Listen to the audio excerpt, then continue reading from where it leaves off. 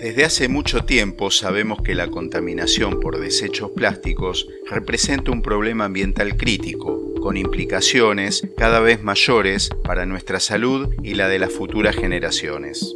Los envases de alimentos son una fuente importante de contaminación por microplásticos y nanoplásticos, y la inhalación y la ingestión son las principales vías de ingreso a nuestro organismo. Un estudio del Grupo de Mutagénesis del Departamento de Genética y Microbiología de la Universitat Autónoma de Barcelona mostró por primera vez que los materiales usados en las bolsitas de té comerciales que utilizamos diariamente para hacer esta infusión liberan millones de nanoplásticos y microplásticos que penetran a través de nuestras células intestinales al torrente sanguíneo y se extienden por todo el cuerpo.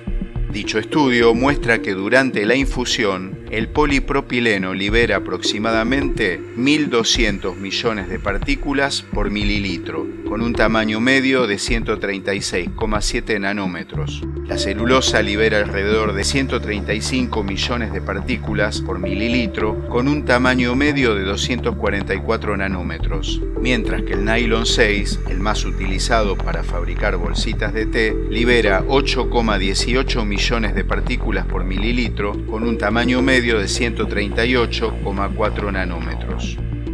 Para caracterizar estas nanopartículas se han utilizado varias técnicas avanzadas como la microscopía electrónica de barrido, la microscopía electrónica de transmisión, la espectroscopía infrarroja, la dispersión dinámica de la luz, la velocimetría láser Doppler y el análisis de seguimiento de nanopartículas.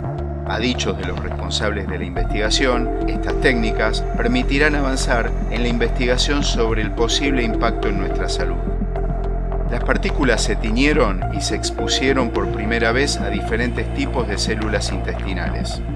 Los experimentos mostraron que las células intestinales productoras de mucosa tenían la mayor absorción de microplásticos y nanoplásticos y las partículas incluso penetraban en el núcleo celular donde se encuentra el ADN. Pero, ¿qué hacemos con esta información como simples consumidores?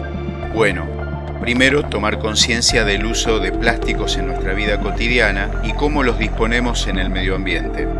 Respecto a las bolsitas de té, un primer paso sería volver a preparar té en hebras, como lo hacían nuestros antepasados, o, algo un poco más difícil, ser consumidores responsablemente ecológicos y buscar bolsitas de té que no utilicen polímeros del tipo nylon 6.